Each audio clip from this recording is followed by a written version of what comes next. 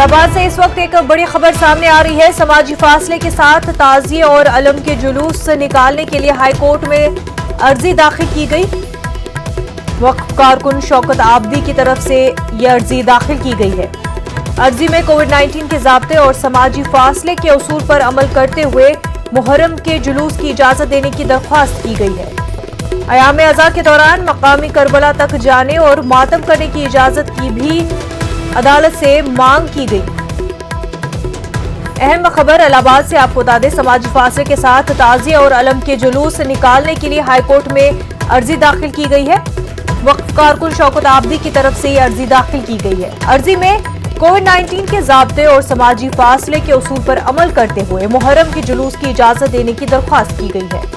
अयाम अज़ा के दौरान मकामी करबला तक जाने और मातम करने की इजाजत की भी अदालत से मांग की गई है।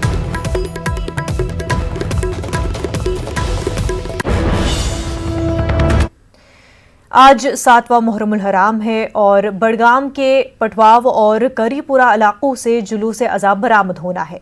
वाज़ह है कि कल जोरगंड बड़गाम से बरामद हुए जुलूस पर सिक्योरिटी फोर्सेस ने हेवी शेलिंग के साथ साथ हवाई फायरिंग और लाठी चार्ज किया था। इसके बावजूद कुछ अज़ादार इमाम बारगाह पहुंचने में कामयाब हुए थे। कोविड-19 के चलते अब इंतजामिया ने बड़गाम में 5 दिनों के लिए लॉकडाउन किया है। पटवाव और केरीपुरा इलाके में सिक्योरिटी में इजाफा किया गया है।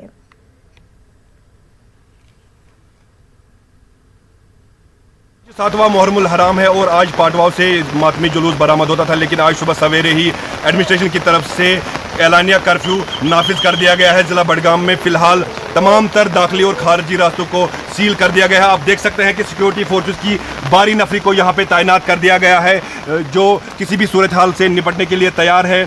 अगर हम अज़ादारों की बात करें तो कल भी यहाँ पे दूरीगुंड से एक जुलूस निकला था, जिसमें पुलिस ने उन्हें रोकने की कोशिश की, लेकिन बाद में पुलिस और अज़ादारों के दरमियान तसादुम भी हुआ और उसमें जो है पुलिस ने टीयर स्मोक शेल्स भी अज़ादारों पे चलाए, लेकिन इसके बरक्स जुलूस जो है वो इमाम बारे बड़गाम तक इख्तिताम पजीर हुआ, आराम से इख्तिताम पजीर हुआ।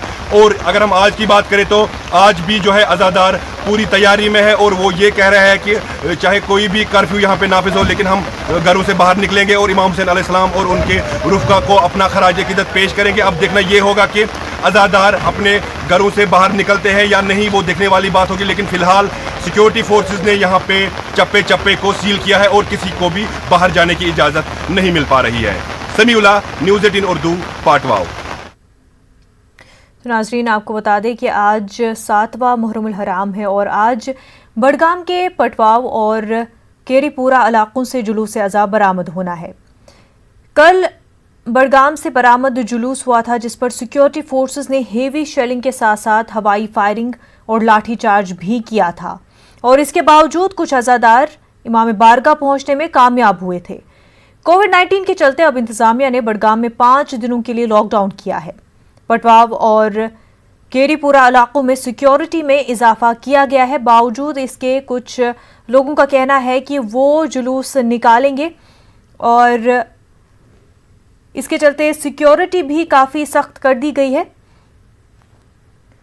बड़गाम से हमारे नुमाइंदे समी इस वक्त हमारे साथ जुड़ चुके हैं। समी, ये बताएं कि आज जुलूस से अज़ा बरामद होना है, लेकिन सिक्योरिटी के इंतजामात किए गए हैं और इसके चलते वहां पर किस तरह का मंजर जो है वो दिखाई दे रहा है?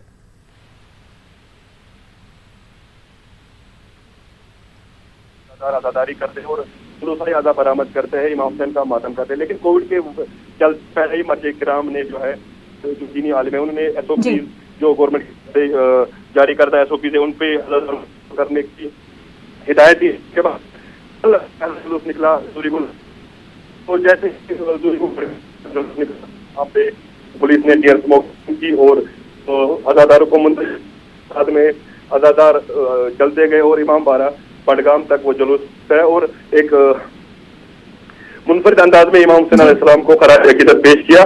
फिलहाल आज सुबह सवेरे ही यहाँ पे कर्फ्यू नाफिज कर दिया गया है, क्योंकि जो पाटवाव का इलाका है 7 मुहर्रम को वहाँ से जुलूस निकलता है इमाम बारा पाटवाव से, वहाँ पे जो है अज़ादार अभी जमा हो रहे हैं। और जहाँ तक हमने पुलिस से बात की तो पुलिस का ये कहना है कि चप्पे चप्पे को वहाँ पे सील किया गया है, किसी को भी बाहर जाने की इजाज़त नहीं होगी। लेकिन अब देखना ये होगा कि अभी 2 बजे के करीब वहाँ से जुलूस बरामद होगा, तो अभी फिलहाल चप्पे चप्पे पे पुलिस वहां पे तैनात है और किसी को भी अभी बाहर जाने की इजाजत नहीं मिल पा रही है। समी, कोविड-19 के चलते ये जो हिदायत जारी किए गए हैं और रेस्ट्रिक्शंस लगाई गई हैं, बावजूद इसके लोग क्यों घरों से बाहर आना चाहते हैं, जबकि इससे पहले भी जो मजहबी शख्सियात हैं उन्होंने भी कहा था कि तमाम तर गाइडलाइंस को फॉलो करना चाहिए। देखिए, जो मजहबी शख्सियात है उन्होंने पहले ही अभी मुहर्रम का महीना नहीं आया था, पहले ही रबीउल अव्वल में ही उन्होंने कहा था कि जो गवर्नमेंट की SOPs है उन पे फॉलो करे आज़ादार और सोशल डिस्टेंसिंग का खासो ख्याल रखे और सैनिटाइजर यूज करे, बाकी चीज़ों को जो फॉलो करे। लेकिन जो जुलूस यहाँ पे निकला उसके बाद उन्होंने बाज़ाब्ता तौर पर सोशल डिस्टेंसिंग रखी थी और बड़े नॉर्मल तरीके में जो SOPs है उनको फॉलो कर रहे थे। लेकिन उसके बाद अचानक वहाँ पे पुलिस आ गई और वो आज़ादारों और पुलिस के दरमियान तशद्दुद हुआ और उसके बाद जो है अब आज़ादार जो है वो नहीं मान रहे हैं। वो अभी जो है जुलूस निकालने पे बोल रहे हैं कि हम जुलूस निकालेंगे और अभी भी जो पाटवा का इमाम बाड़ा है वहाँ पे ऐसा लोग जमा हो रहे हैं, आज़ादार जमा हो रहे हैं। और फिलहाल जो है अभी तक यहाँ पे बडगाम में, अगर हम बडगाम की सूरत की बात करें तो सुबह सवेरे ही यहाँ पे एलानिया कर्फ्यू नाफिज किया गया था, लेकिन उसके बाद आज़ादार जो है वो नहीं मान रहे हैं, वो बोल रहे हैं कि हम जुलूस निकालेंगे। तो ऐसे में कुल मिला के अभी ये देखना होगा कि अब आज़ादार कामयाब होते हैं ये जुलूस निकालने में, पुलिस किस तरह का रवैया इख्तियार करती है वो देखने वाली बात होगी। बिल्कुल समी, लगातार लोगों से अपील की जा रही है कि गाइडलाइन को फॉलो करें, लेकिन इसके बावजूद आज़ादार जो है वो जुलूस से आज़ाद निकालना चाहते हैं। समी, बेहद शुक्रिया तमाम तफसीलात के लिए। तेलंगाना से इस वक्त एक अहम खबर सामने आ रही है। आपको बता दें कि शादी में शिरकत के बाद 50 अफराद कोरोना से मुतासिर हुए हैं। तेलंगाना के जिला निजामाबाद बोधन टाउन का ये वाकया है। बोधन टाउन के जेकी कैंप इलाके में शादी की तकरीब हुई। 42 खानदान इस मर्ज से मुतासिर हुए हैं। मुतासिरीन के जरिए आमदनी, आपको बता दें कि मुतासिरीन के जरिए आमदनी मवेशियों की अफजाइश है। आइंदा 20 दिनों तक इलाके के तमाम दूध के मराकिज बंद करने का फैसला लिया गया है। काफी अहम खबर, शादी में शिरकत के बाद 50 अफराद कोरोना से मुतासिर हुए हैं। तेलंगाना जिले के निजामाबाद बोधन टाउन का ये वाकया है। बोधन टाउन के जेकी कैंप इलाके में शादी की तकरीब हुई। 42 खानदान इस मर्ज से मुतासिर हुए।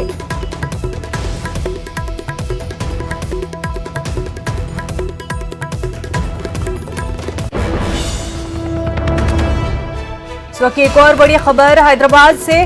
कोविड-19 वार्ड से 4 कैदी फरार। हैदराबाद के गांधी अस्पताल में जेर इलाज थे।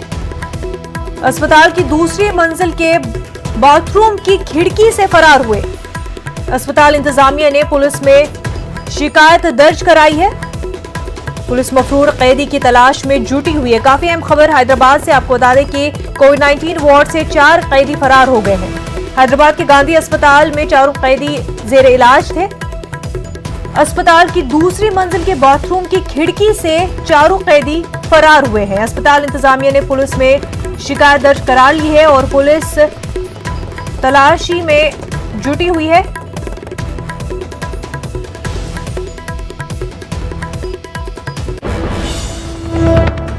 एक और बड़ी खबर सुशांत सिंह केस को लेकर के। रिया चक्रवर्ती ने इंस्टाग्राम पर पोस्ट किया, मुझे और मेरे परिवार को जान का खतरा है, पुलिस हमारी मदद नहीं कर रही है, हम जांच में ताउन कर रहे हैं। रिया ने घर के बाहर वीडियो बनाया है और वीडियो में रिया कहती है कि मुझे और मेरे परिवार को जान का खतरा है, पुलिस मदद नहीं कर रही, हम जांच में ताउन कर रहे हैं। हमारे नुमाइंदे अमित हमारे साथ जुड़ चुके हैं। अमित, रिया ने वीडियो इंस्टाग्राम पे पोस्ट किया है, क्या कुछ रिया का कहना है? देखिए, गिरफ्तारी से बचने के लिए रिया का ये नया ड्रामा है। उन्होंने जो वीडियो पोस्ट किया उसमें साफ ये खाली दिखाई दे रहा है कि उनके पिता जो है गाड़ी से उतरते हैं, पत्रकार उनसे सवाल पूछते हैं क्योंकि ईडी ने उनको सम्मन भेजा, इस बारे में सवाल पूछा जाता है और वो अंदर घुस जाते हैं अपने कॉम्प्लेक्स में।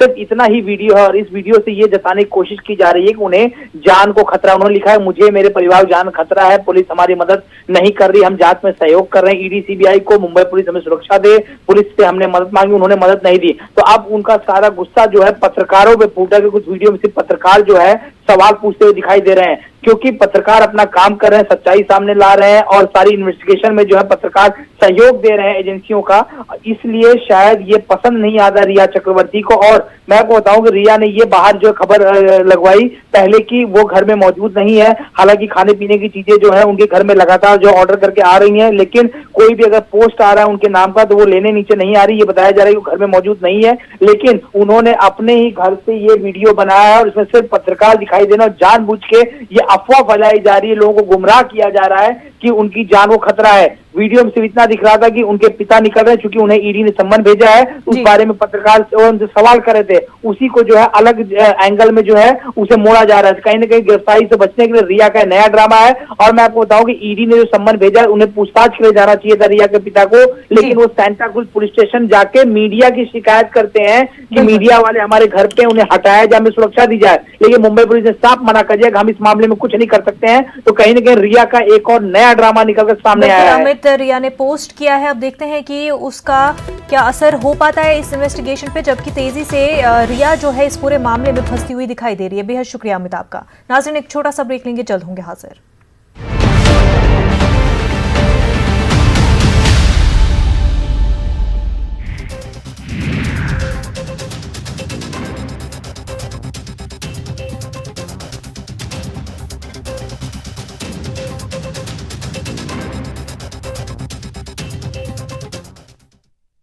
जब भी गोल्ड लोन का ख्याल आए तो मुथूट फाइनेंस का ही नाम आए।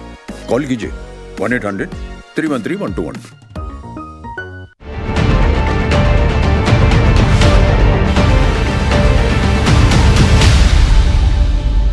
इस न्यूज हेडलाइंस के प्रायोजक सच्ची सहेली, महिलाओं के लिए सबसे भरोसेमंद औषधि एवं tonic.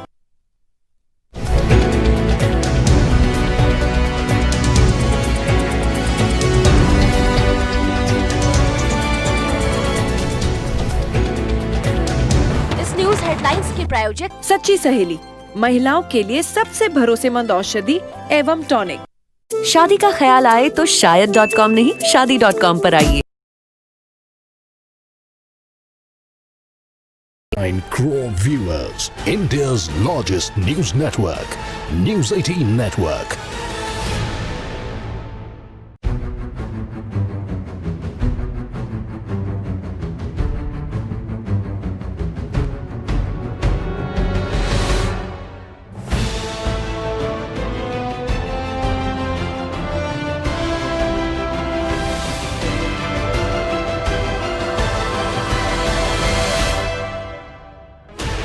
Sixteen channels, 15 languages, 26 states, 1,200 plus reporters, 66.9 crore viewers. India's largest news network, News 18 Network.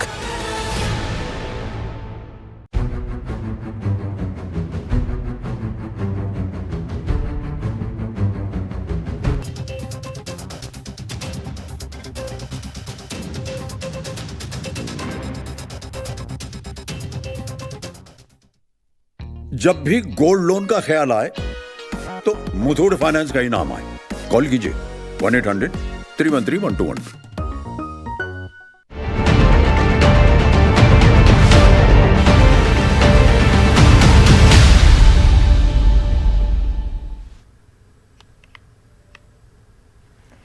Break के बाद आपका खैर मकदम है। भोपाल ईदगाह हिल्स संजय कॉलोनी के 61 साला कृष्णा सोनी का जब इंतकाल हुआ तो उनकी आखिरी रस्मात अदा करने के लिए कोई आगे नहीं आया।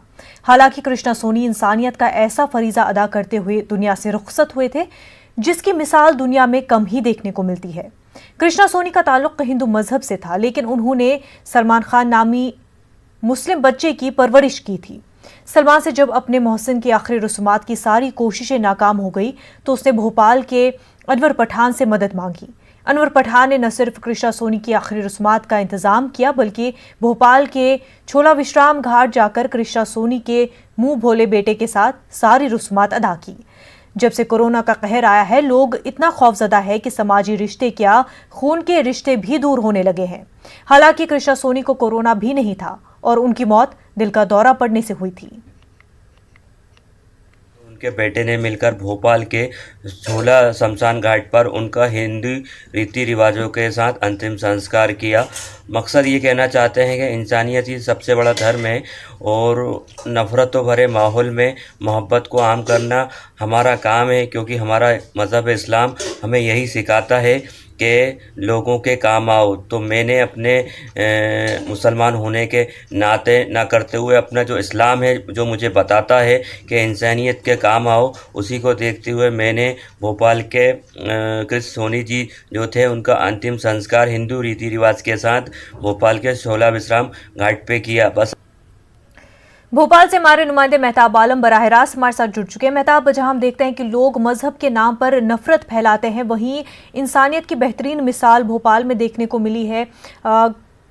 किस तरह से ये जो पूरा, क्योंकि इन्होंने न सिर्फ एक मुसलमान बच्चे की परवरिश की है, बल्कि आगे जाके एक इस तरह का निज़ाम भी बनाया है जहां पर दूसरा मुसलमान जो है वो आके हिंदू मजहब के एक शख्स की आखिरी रसूमात पूरे रीति रिवाज से अदा करते हैं।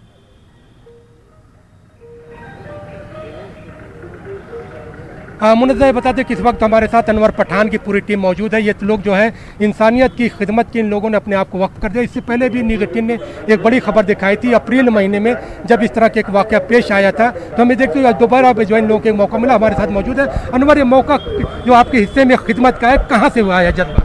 जज्बा ये जो है हमारा जज्बा हमें मज़हब इस्लाम सिखाता है इंसानियत के नाते कि इंसान के काम आए। इसी को देखते हुए हमारी ऑल इंडिया मिली काउंसिलिंग की टीम पिछले लॉकडाउन से लेकर अभी तक खिदमत को अंजाम दे रही है, जिसमें हम अंतिम संस्कार और दफनाने गए और लोगों की मदद के एतबार से पूरी टीम 24 घंटे तैयार रहती है खिदमत के एतबार से।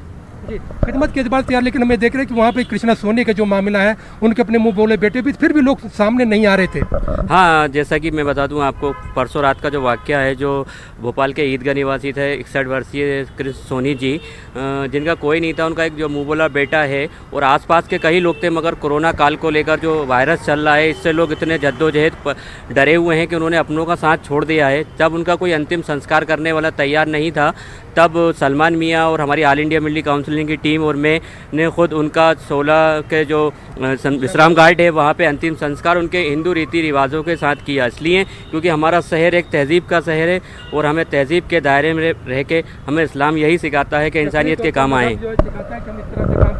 आप लोग जो काम देखते हैं पूरा कर रहे हैं, कोरोना में लोग दूर होते जा रहे हैं अपनों से भी, यही चल रहा है। सब जगह के लोग अपनों से दूर हो रहे हैं, लेकिन मिली काउंसिल की टीम जगह जगह जाके इंसानियत का काम कर रही है और हमें मज़हब इस्लाम यही सिखाता है कि अपनी सेफ्टी के साथ जहाँ तक वो लोगों के काम आओ और दर्दमंदों के साथ दो। और लोगों के काम और दर्दमंदों के साथ मुनज़्ज़ा इस तरह से आपने देखा कि यहाँ पे जो लोग हैं उनका काम है खिदमत करना और खिदमत से खुदा को तलाश करना, खुदा को राज़ी करना।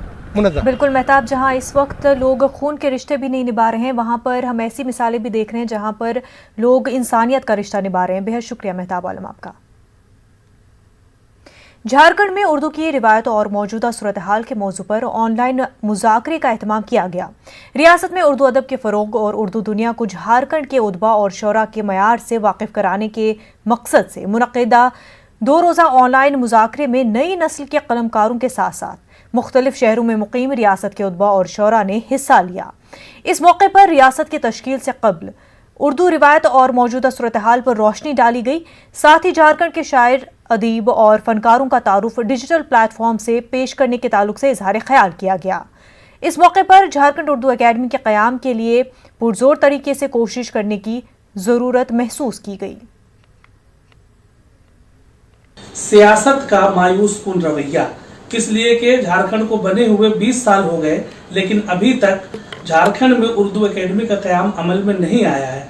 हमारे वजीर आला हेमंत सोरेन साहब बहुत मुस्बत अंदाज़े फ़िक्र के आदमी हैं, इसलिए मेरे ख्याल में अगर उर्दू वाले तमाम लोग मिल के और एक पहल करें और हेमंत सोरेन जी को सही तौर पर समझाने की कोशिश करें और समझा सकें कि उर्दू एकेडमी का क़याम अमल में लाना कितना ज़रूरी है, ताकि नई नस्ल के जो उदबा और शोरा हैं उनकी हौसला अफजाई वहां से हो सके।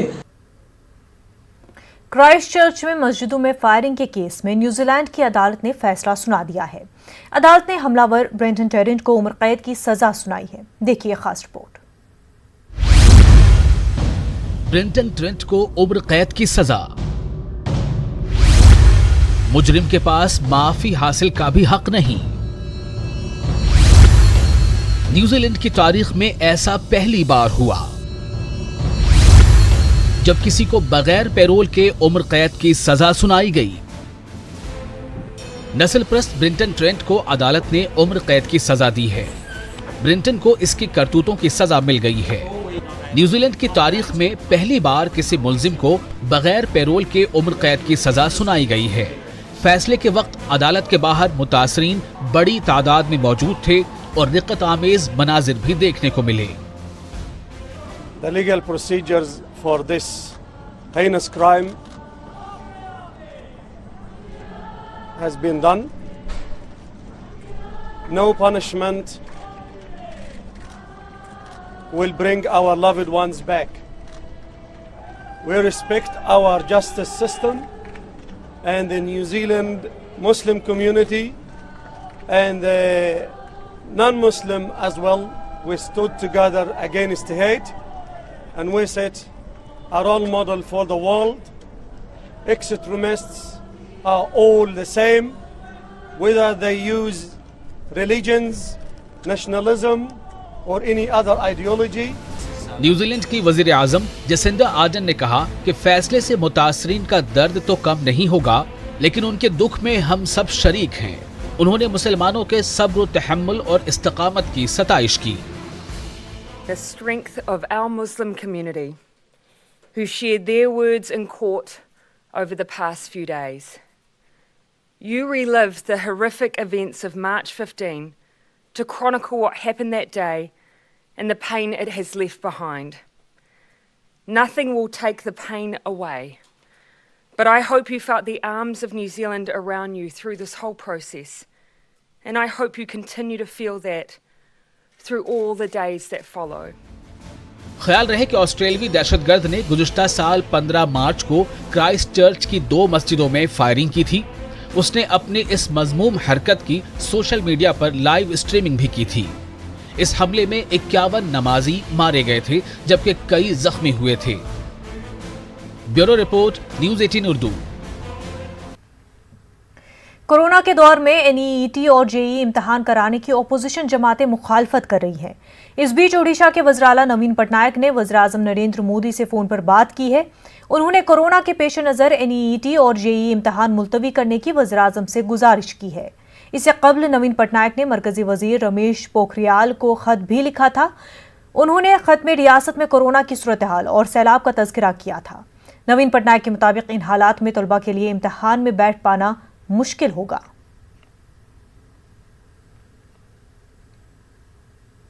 कोरोना वायरस के पेश नज़र जेईई और नीट के इम्तिहान को मौखर करने का मुतालबा हर तरफ से किया जा रहा है, लेकिन नेशनल टेस्टिंग एजेंसी ने वाज़ेह कर दिया है कि इम्तिहान की तारीख में कोई बदलाव नहीं होगा। दोनों इम्तिहान तयशुदा तारीख पर ही मुनक्किद होंगे। एनटीए के मुताबिक जेईई का इम्तिहान 1 से 6 सितंबर को मुनक्किद होगा और नीट का इम्तिहान 13 सितंबर को होगा। ताहम नेशनल टेस्टिंग एजेंसी ने कहा कि इम्तिहान को कोरोना बहरान में महफूज तरीके से कराने के लिए मुतादिद मराहिल तय करने की मंसूबाबंदी की गई है।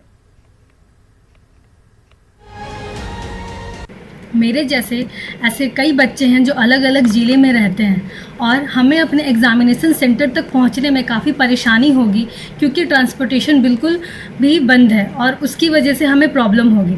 मंत्रालयों से ये अनुरोध करना चाहता हूँ कि अगर जेईई और नीट की परीक्षाओं की कुछ दिनों के लिए आगे बढ़ा दिया जाए तो ये हमारे हित में होगा, क्योंकि यह समय अनुकूल नहीं है हमारे लिए।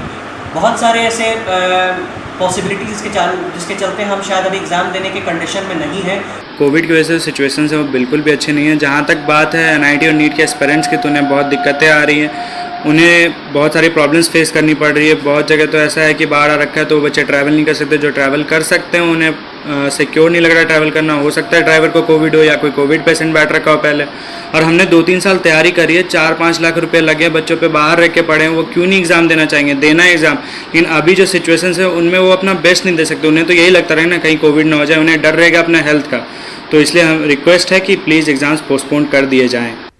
देश में संक्रमण इस स्तर से बढ़ता जा रहा है कि संक्रमण का खतरा बढ़ जाएगा अगर इतने सारे लोग 25 लाख विद्यार्थी और उनके अभिभावक सेंटर्स पर अगर एक साथ एकत्रित होते हैं तो ऐसे इस बीच में हमारा ऐसा मानना है कि यदि गवर्नमेंट इस परीक्षा को आयोजित कराना चाहती ही है तो एनटीए को सुरक्षा गाइडलाइंस जो भी हैं उन सबका पालन स्ट्रिक्टली करवाना होगा कि भाई गैदरिंग नहीं हो, सोशल डिस्टेंसिंग मेंटेन हो, मास्क पहन के लोग आएँ और सैनिटाइजेशन की प्रॉपर व्यवस्था हो, 2 पाली में परीक्षा हो, यह सब कुछ सुनिश्चित करना बहुत ज़रूरी है। मैं अभी आईआईटी जेईई की प्रिपरेशन कर रही थी और जैसे कि अब जब सारी कोचिंग्स बंद हो गई हैं तो मतलब जो सिलेबस बचा था और जो रिवीजन था उन सब की वजह से बहुत इफ़ेक्ट पड़ा है और अब मेरे ख्याल से आगे टेस्ट होना चाहिए।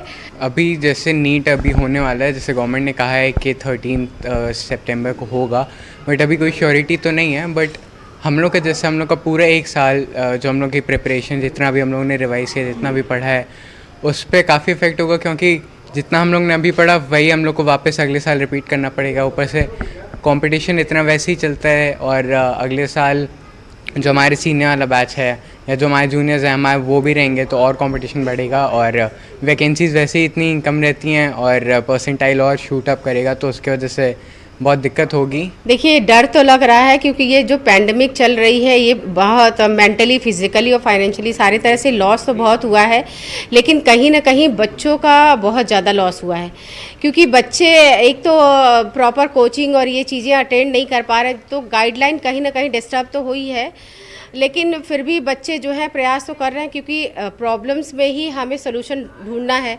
तो उस सोल्यूशन को हम बच्चों को जितना हो सकता है हमने एफर्ट करके उनको जो भी सुविधाएं नेट से लेके और जो भी उनकी प्रॉपर कि उनकी पढ़ाई डिस्टर्ब ना हो ये उनको अवेलेबल करा रहे हैं और बच्चे वो पढ़ रहे हैं। कोविड में सबसे मेन चीज़ है वो अपने हेल्थ को लेकर के, क्योंकि अगर वो कहीं बच्चे जो गांव देहात से बच्चे हैं जो जिनका सेंटर इलाहाबाद या कानपुर या आउट ऑफ सिटी है तो वहाँ पे वो कैसे पहुँचेंगे, उनके हेल्थ के कौन जिम्मेदारी लेगा। प्लस अगर वो सैनिटाइज क्लासरूम्स नहीं हैं प्रॉपरली या उनके पास मास्क है और वो रास्ते में किसी व्हीकल से अगर जाते हैं तो उसमें उनको कोविड के चांसेस हैं, तो इसलिए भी बच्चे परेशान हैं। नाज़रीन, बुलेटिन में फिलहाल इतना ही। मजीद खबरों के लिए आप रुख कर सकते हैं हमारी वेबसाइट न्यूज़